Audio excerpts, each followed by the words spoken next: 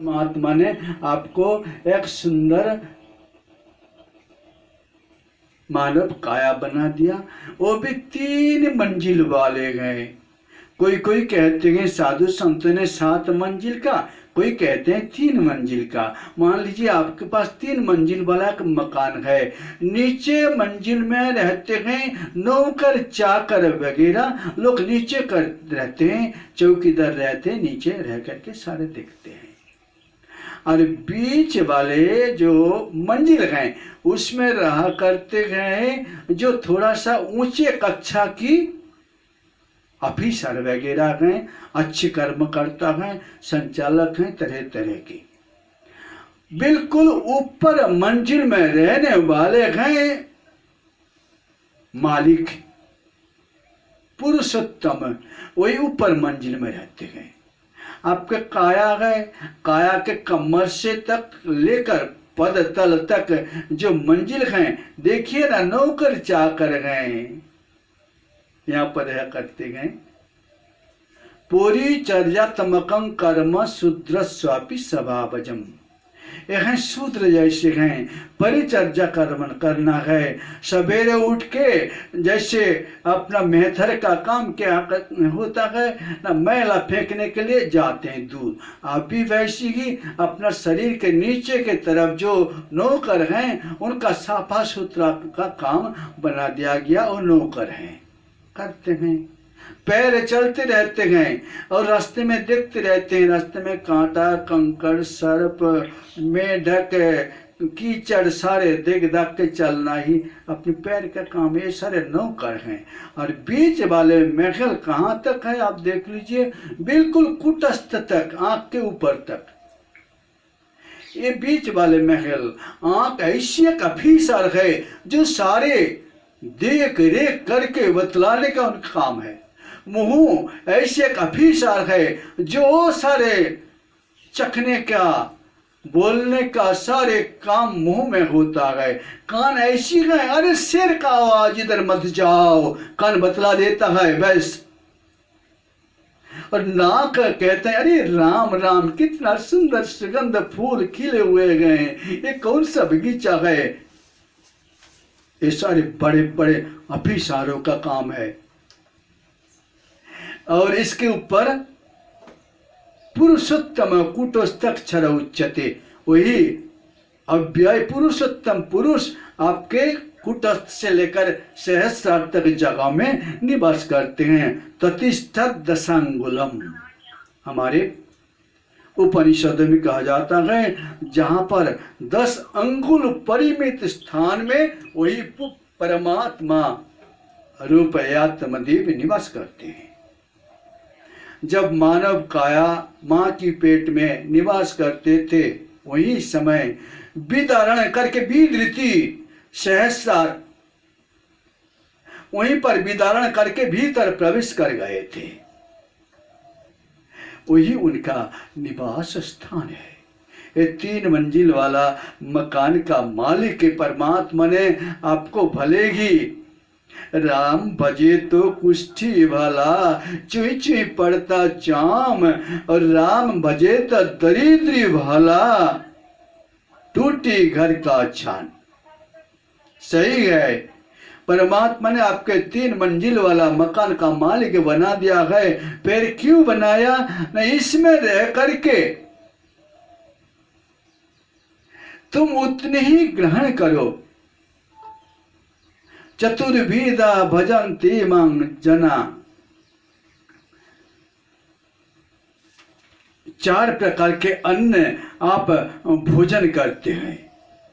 अहं वैश्या नरो भूत्वा, आप तो भोजन करके सो गए, लेकिन हमारे प्यारे प्रभु ने वो सोते नहीं है। आपका भोजन किया हुआ सारे वस्तु को जो खाया, जो कुछ भी पान किया और भोजन किया, सारे के सारे नाभि के पीछे वैश्वानर देवता के रूप में रह करके जग के सारे को सारा उनने पचा दिया। आप सो गए, आपके शांति से सोने का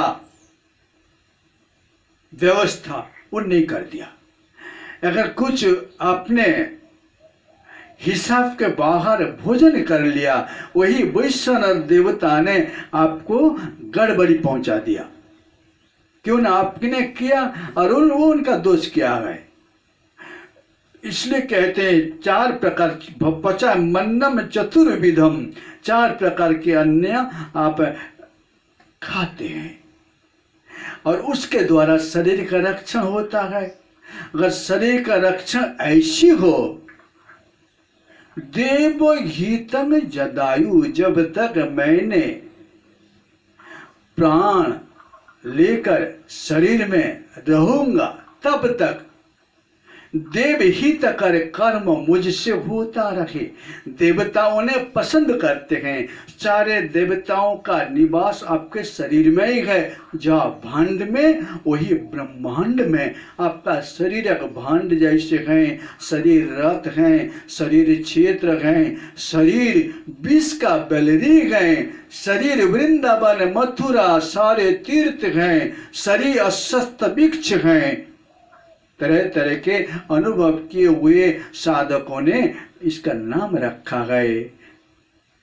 अतएव प्यारे सज्जन, सर्वस्व चाहम हृदय सन्निविष्ट, सभी का हृदय में मैं निवास करता हूं और निवास करके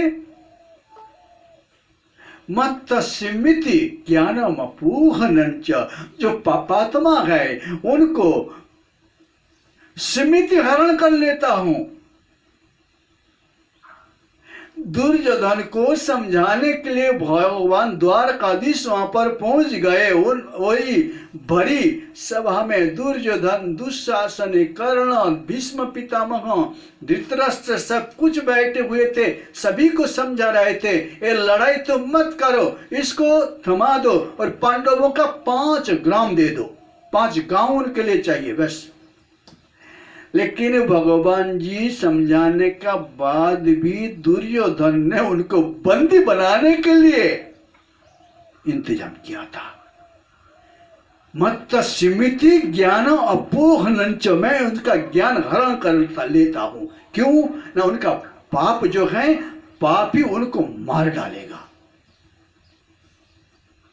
मृत्यु का कारण अपनी अपनी पाप है, दुख का कारण अपनी अपनी पाप है। पाप का फल जो क्या है उसको ही भुगतना पड़ेगा। और स्मृति में मैं भजन करने का लिए मैं भी भर देता हूं। मत स्मृति, कौन सा स्मृति? तुम्हारा स्वरूप क्या है, तुम कौन हो। कोई पूछे, रास्ते में जा रहे हैं, आपको पूछेंगे आपका नाम क्या है, आप कहेंगे मेरे नाम रामदास। गांव कहाँ है? नानपा। उन्हें कहेंगे अरे तुमको गांव का नाम भी मालूम नहीं है, तुम्हारा नाम भी मालूम नहीं है, तुम कौन हो ये भी मालूम नहीं है, लेकिन ये नाम लेके तुम्हारा ठिकाने में नहीं पहुंच सकते हो। तुम्हारा नाम दूसरा है, तुम्हारा नाम है अहं ब्रह्मास्मि। ये अनुभव की तत्तमसी प्रज्ञानम ब्रह्म अयमात्मा ब्रह्म अहं ब्रह्मास्मि। हमारे आदि गुरु शंकराचार्य जी ने देवभूमि भारतवर्ष के अंदर जब हमारे सनातन परंपरा थोड़ी सी कमजोर होने के लिए जा रहे थे, विधर्मियों के द्वारा विकसित हो गए थे, तब उन्होंने अवतार लेकर के भारत भूमि में जो वेदांत दर्शन के मत अनुसार 4 महावाक्य का प्रतिष्ठा किया। बस उसी के महिमा ही चारों दिग दिशा में भरपूर आज भी विराजमान है। तत्तमसी प्रज्ञानम ब्रह्म अयमात्मा ब्रह्म अहं ब्रह्मास्मि। वही स्मृति आपको परमात्मा जी ने कृपा करके भर देते हैं। उनकी कृपा से आप जान लेते हैं, आपका मालूम हो जाता है मेरा गांव अमुक जगह है, मेरे स्वरूप यही है। वो स्थिति पाने के लिए ही आपने मानव जन्म लिया है। अतएव इस स्थिति पाने के लिए एवं आपने तो सुना बहुत बार, सुनने के बाद भी स्थिर नहीं होता है। क्यों नहीं होता है? आपका मन इतने चंचल गए, उसी चंचल मन को स्थिर करने के लिए श्री श्री समाचरण लाइडे महाशय के जो क्रिया जो हैं उनको आप करते रहेंगे। जैसे कि बाहर की मैला धोने के लिए आप साबुन, आप सर्फ, जल इससे धोते गए, लेकिन मन का मैल, इसको धुलने के लिए आपको क्रियायोग का सहारा लेना पड़ेगा। प्रतिदिन क्रियायोग करना पड़ेगा। क्रियायोग करते करते देखिए ना, आपके घर के फर्श लगा हुआ है पत्थर का, आप प्रतिदिन उसको मोछा से मुछते हैं तो साल भर में देखिए ना कितना चिकना ही हो गए, कितनी चिकनी है। घाट में कितना सुंदर पत्थर पड़ा हुआ है, उसको पैर घिसते घिसते घिसते घिसते चिकना हो गए। क्यों चिकनी? घिसते घिसते। आप भी आपका साधना प्रतिदिन साधेंगे, वही साधते साधते साधते जब आपके हृदय में अपना स्वरूप भी ठोस हो जाएंगे, स्थिर हो जाएंगे, वो बिल्कुल वहाँ से हटेंगे नहीं। मत स्मृति ज्ञानम अपोहनंच वेदैश्च सर्वैरहमेव वेद्यो वेदांत कृत वेद विदेव चाहम। वही मेरे को अनुभव करते हैं अपने हृदय में, वही वेदविद हो जाते हैं। हरिओम हरिओम हरिओम।